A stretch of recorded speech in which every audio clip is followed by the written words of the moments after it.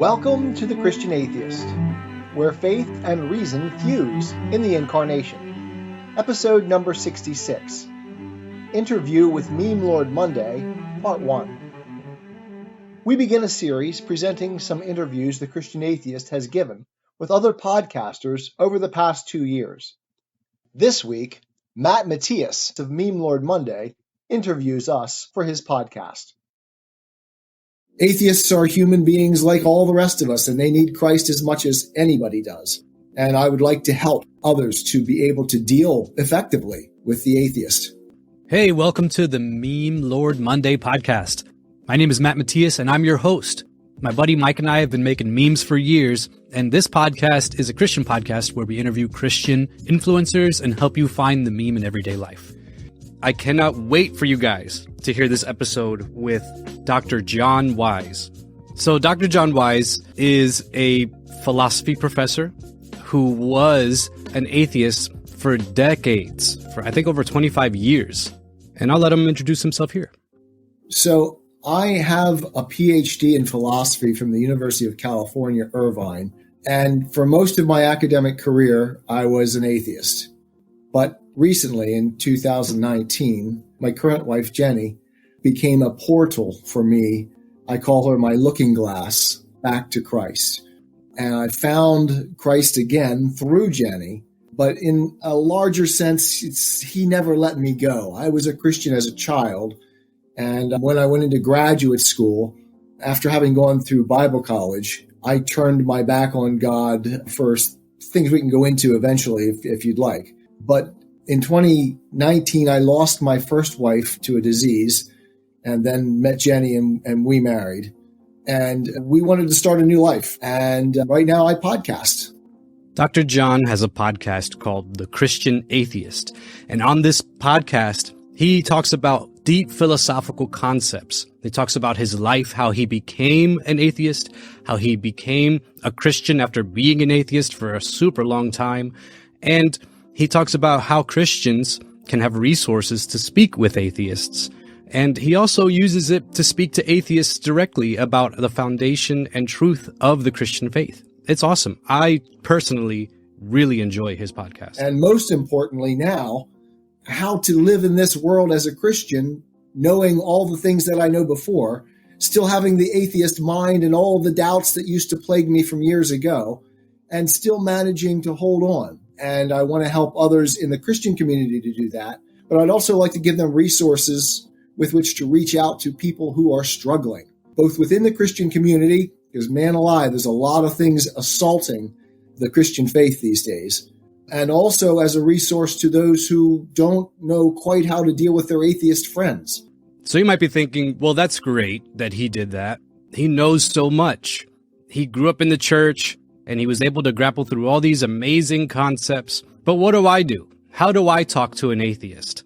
I don't know that much of anything, especially when that atheist that you're talking to has grown up in church and might know more of the scriptures and church history than you. You might be thinking, well, what do I do in that situation? Well, guess what? We're here to talk about it. It's MemeLord time.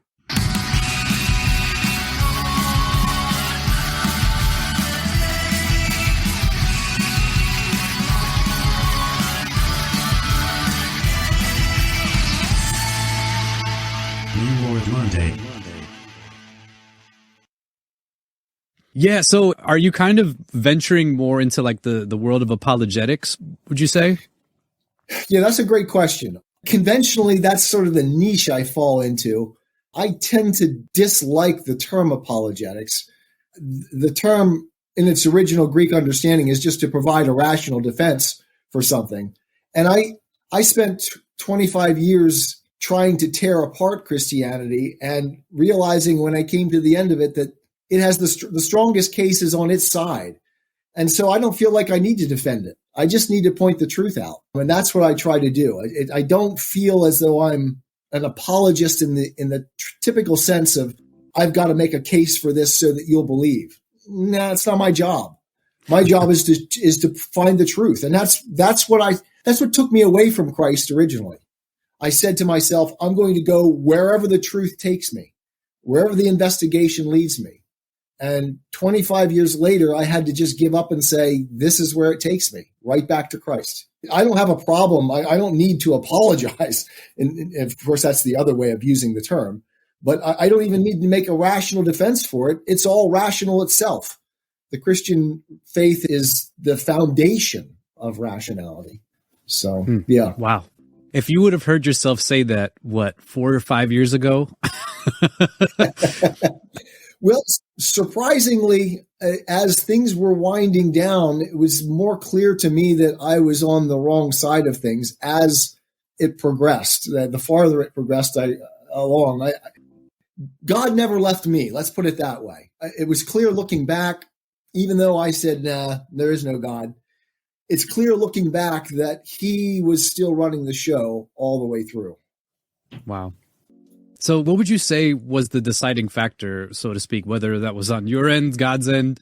Maybe you can distinguish it intellectually at a moment, or would you say it was more like an inward type of recognition? Like, how would you describe that change that happened? You mean, I tell the story on the Christian Atheist. So the first 10, I think it's 10 or 11 of them, I certainly invite anyone who wants to hear the story to go there. It's deep stuff sometimes, so you have to wade through it intellectually. I think what I say on there and how I would characterize it now is that I had all of the parts of the puzzle in hand, but I refused to put them together. And what I was lacking was a real representative of the incarnation that could once again present Christ to me in a human form. And I found that in my wife, Jenny. She was the one. I've been around Christians all my life, even through my atheist period. And I liked Christians. I always thought they were, in a lot of ways, better people than some of the other people I was hanging with. And so I appreciated in many ways that they were honest about their faith, whereas others had all kinds of faiths that they thought weren't faiths. So at least Christians were honest about the fact that they were believing something.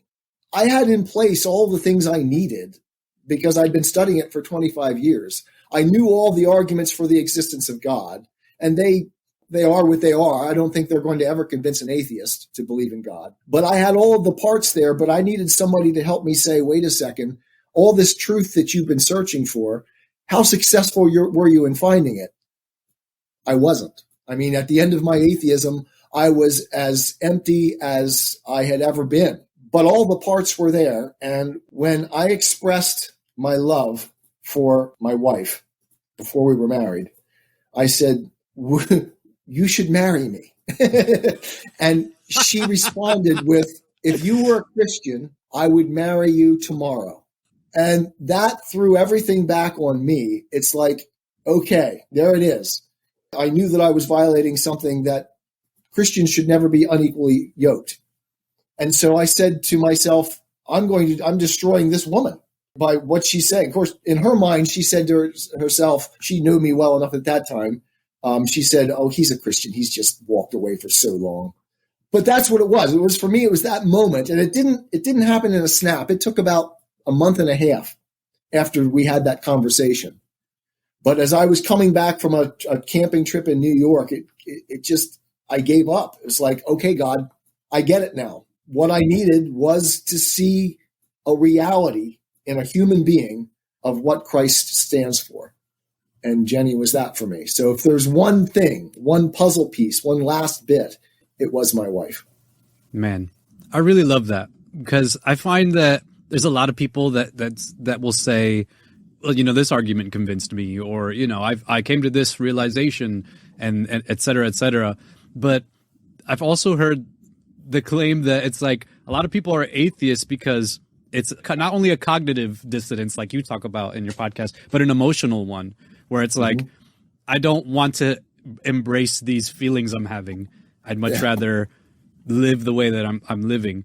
But I wanted to get your thoughts on this too, because you being in this space where, like you said, you have the atheist brain and the Christian brain, and that gives you the ability to look both ways. There's an apologetic method called Presuppositional Apologetics, which I'm sure you're aware of.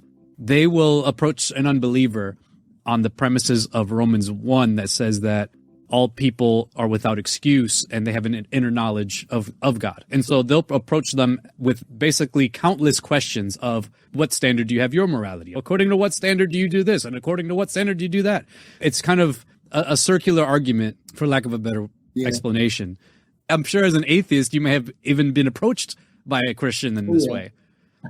Sure. What are your thoughts about that? I would consider myself a mere Christian, in the sense of I don't really care what your beliefs are, so long as you're holding to the fundamentals. It is Jesus Christ who solved everything by going to the cross and being the substitution for our sins. I mean, you're there.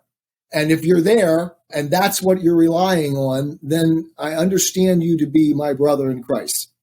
Now, in terms of how we approach things, you know what?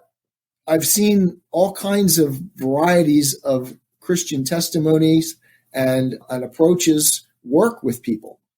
And I think that's because people are very, very different. And just like there's a whole bunch of different kinds of Christians out there, I have a real good friend who's a Catholic that I have no doubt is a believer. And, you know, I have some issues with Catholicism too, but I have no doubt that he's a believer. He holds to the basic fundamentals of the Christian faith, and many do within the Catholic Church. And so I don't have a problem with the ways in which people approach evangelism. If they're bold enough to go out and do it, good for them. And God brings the increase. If someone asked me, how would you do it? I probably wouldn't do it in quite the same way as everyone else does. But I've got, 25 years of different experience than most other people do. Yeah, no, that's awesome. I mean, I think at some point Christians should come to a peaceful reconciliation of their faith. And I think we should be embracing others. Even though I say I'm a Calvinist, I am a very nuanced and libertarian Calvinist. In a more technical form, but yeah, I totally agree with you. I think the infighting is really unnecessary, and we need to come together and be a lot more ecumenical. Part of my soul bristles at ecumenism because when I was growing up, I went to my mother, who was the sort of the Christian side of my parents. My father was an agnostic, but because of this compromise between the two of them, we went to a fairly liberal church. And it taught some basic ideas. I'm not sure that I would call it a Christian church. My mother was very much evangelical, so that was my understanding of faith growing up. But ecumenism, as they taught it, United Church of Christ, was almost like, throwing out the gospel and just being nice to everybody. And I bristle at that too. So I may be very open to those who share the faith in its fundamentals, but I'm also rather appalled by those who have thrown off the fundamentals and yet still maintain the Christian mantle. So that bothers me deeply. Oh, yeah. I wish I could get into that. Because on my show, like I will bring on people that will definitely not hold to orthodoxy.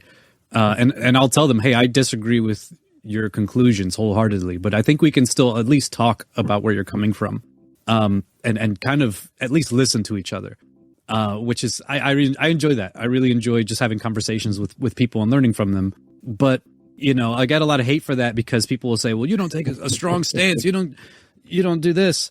But wise as serpents, gentle as doves. Yeah, I think so. Right. Yeah. That's one of my watchwords. I try to watch that all the time and think to myself, how would Jesus deal with this? Did he get into these nasty battles with anyone? No. He knelt down and he drew in the sand, and then he asked them a question that sort of threw everything into uproar, and nobody could throw the first stone. So right. We look to Jesus. How did he do things? And I try to do that. I really do. I fail to sometimes. Yeah. And I what I've found is, like, you see people on both sides. You have people that are anti-intellectual, like wholeheartedly, and will be kind of like what you explained, people who have no fundamentals whatsoever. And then you have the people that are so fundamental and so, high theology that they condemn everyone in between. Let's tackle one of these, because obviously I believe you have something to say about the anti-intellectual Christians as well. What would you have to say about that and what you've observed? My father was a carpenter all his life. And so the simple life of those who live their lives daily and fight for the things they love and worship God in a simple way, I've got no problems whatsoever. I know that most of those Christians are far better Christians than I am and are better people. But what would bother me are those not who are ignorant, who haven't understood things, but those who think they understand things and are ignorant. In other words, they're proud and arrogant in their ignorance. And this really comes to me through a philosophy lens rather than a religious lens or a Christian lens even. Socrates taught that if you're going to learn anything, the very first step you have to take is to acknowledge what you don't know. And it's very dangerous to be so absolutely certain that you've got it all nailed down. You're going to turn everybody off. And this is what bothers me. I mean, you talk about Calvinism and evangelicals.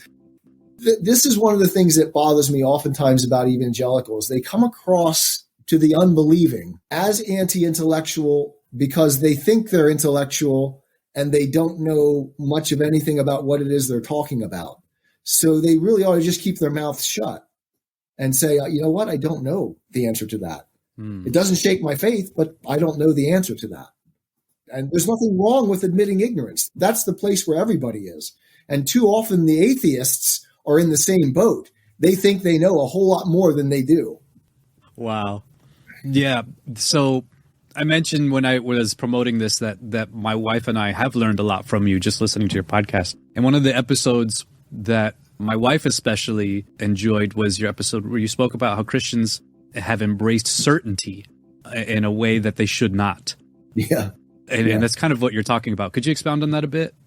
Yeah, I mean, one of the things I learned from the man I did my dissertation on, and I don't know, what level of understanding people have that we're talking with here, but I did my dissertation on the famous 20th century atheist Jean-Paul Sartre, who was an existentialist, a French existentialist.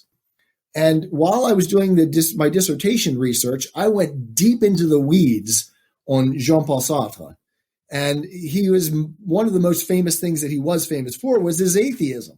And yet, in a passage that almost nobody ever sees anymore because nobody reads that deeply into the weeds, he said something that absolutely shook me to my core. He said, look, I understand that atheism is a faith. I am as much a metaphysician in denying existence to God as anyone is a metaphysician who accepts existence in God or for God.